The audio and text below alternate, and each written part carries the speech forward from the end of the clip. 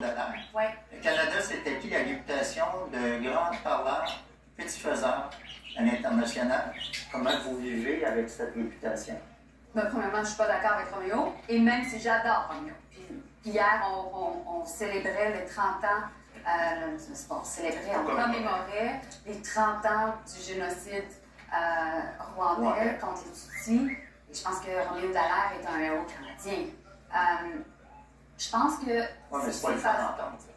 Pardon? C'est pas le fun d'entendre venant d'un héros canadien. Le monde a tellement changé depuis le moment où le général Dallaire était en Afrique. Ce qui s'est passé, puis la dernière fois que j'étais ici, Guy, c'était juste avant l'invasion de l'Ukraine. Depuis les 2 dernières années, on a une guerre qui a éclaté en Europe, en Afrique, au Moyen-Orient. Il y a des tensions en Asie avec la Chine. Puis bref, on est dans une crise de sécurité internationale. Ouais. Le Canada, nous, on doit faire 2 choses. On doit, protéger notre souveraineté canadienne. On doit s'assurer d'investir dans notre défense, protéger notre Arctique. Parce qu'on ne doit plus prendre pour acquis qu'on est choyé par la géographie. Puis la deuxième chose qu'on doit faire, on doit être impliqué dans une diplomatie, je dis, pragmatique. On doit parler avec des pays avec lesquels, parfois, on ne s'entend pas. Mais qu'au final, on va s'entendre sur le fait qu'on ne doit pas avoir de guerre internationale. Et c'est ça qu'on doit faire. C'est un rôle qui est différent du moment où, essentiellement, l'Occident avait gagné après la chute du mur de Berlin. On devait travailler au sein des organisations multilatérales pour trouver une façon, encore et toujours, d'augmenter notre influence.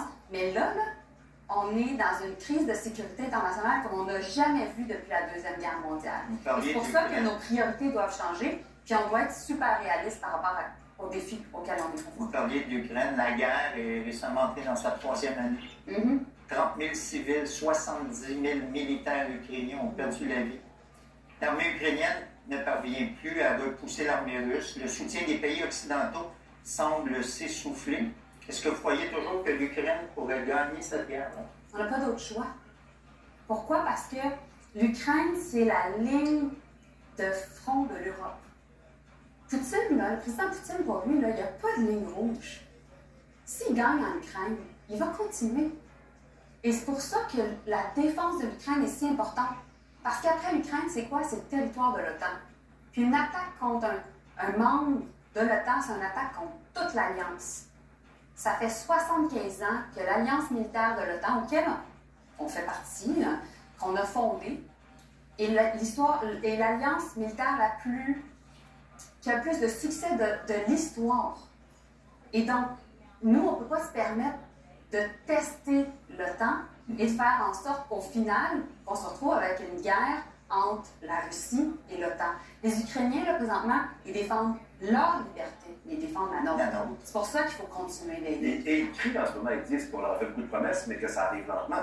Les chars de sont arrivés en retard, l'argent est arrivé en retard, les hommes sont arrivés en retard. C'est sûr que présentement, on doit augmenter on doit faire en sorte que, que tout ce qui est livraison d'armes soit envoyé plus rapidement. J'arrive de l'OTAN, j'étais à Bruxelles la semaine passée, j'étais avec le ministre des Affaires étrangères de l'Ukraine, Dmytro Kuleba, avec les Blinken, Cameron, bref, tous les ministres des Affaires étrangères de tous les pays de l'OTAN. Et on s'est entendu qu'on doit aller beaucoup plus rapidement. Par exemple, on a acheté des Américains un système de défense antiaérienne pour protéger non seulement Kiev, mais Odessa, d'autres villes. Et là, présentement, le système de défense est pris dans des délais de production aux États-Unis. Donc, nous, on presse beaucoup les Américains pour faire en sorte qu'on puisse éventuellement l'envoyer plus rapidement. Puis j'ai eu des confirmations comme quoi ça allait être le cas. Et si Trump rentre, ça va aider? Oui, comment le Canada se prépare? Comment le Canada se prépare au retour éventuel du monsieur Jean Orange? Il va falloir être diplomatique, c'est ça? Il y a différentes choses. Premièrement, c'est sûr qu'on va respecter le résultat des élections. Les élections américaines qui s'en viennent au mois de novembre, ce sont les élections les plus importantes dans le monde. Avoir un impact nécessairement sur nous, avoir un impact partout à travers le monde. Nous, on est le seul gouvernement vraiment à avoir travaillé avec les 2 administrations. On a travaillé avec l'administration démocrate Obama et Biden et avec l'administration Trump. Donc, on va être prêt. On va être prêt. Et ma mission, la mission du gouvernement, ça va être certainement de défendre les intérêts du Canada, mais aussi de défendre nos valeurs. On va parler en terminant de l'usure du pouvoir. Il y a une montée du populisme un peu partout dans le monde. C'est le cas aux États-Unis, en Europe, en Amérique latine.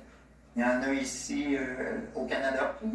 Je parlais d'usure de pouvoir parce qu'il y a eu toutes sortes de scandales qui ont touché le gouvernement libéral, là, dernièrement. Arrive Cannes, la crise du logement, l'inflation, l'usure du pouvoir finalement. Commencez-vous à craindre pour votre réélection? Je ne parle pas juste de vous, là, je parle du parti. C'est sûr que l'inflation, présentement, on doit la combattre. C'est un problème. Puis en même temps, on doit croître l'économie. C'est pour ça que le premier ministre, j'étais avec lui tantôt, on fait beaucoup d'annonces budgétaires présentement. Parce que les gens veulent savoir qu'on est là pour eux. Ouais. Et oui, ça fait longtemps qu'on est au pouvoir. Puis imaginez ce qui s'est passé depuis 2015. Pensez où vous étiez en 2015, avant la pandémie. Après, on a vécu la pandémie, puis là, on vit des guerres. Mais la question des prochaines élections, ça va être dans quel pays on veut vivre. Parce que, justement, tu as fait référence à la montée du populisme. Ça se passe chez nous. On regarde les Américains. On parle du gros bon sens, là. Tu m'as posé des questions sur Trump. Ouais. On sait qu'il y a une montée de la droite religieuse aux États-Unis. Faites naïf, ça se passe chez nous. Il y en a une ici aussi. Mais Mme Joly, vous, chef, peut-être que ça passerait plus. Moi, Ouais, il y a j'ai des rumeurs. été nommée dans un contexte, je ne savais pas, les personnes ici qui savaient, qui est un moment charnière de notre histoire. C'est Justin Trudeau qui m'a donné cette mission-là. Et il peut compter sur ma loyauté indéfectible. Pour lui donner congé. Pour prendre sa place. André est un bon humoriste. Madame la ministre, merci infiniment. Est-ce que vous restez avec nous? On a des gardes du corps, nous. Ouais, si jamais. Vraiment? Oui, ils sont bons. Vraiment? Ah, ouais. Comme dit la chefferie du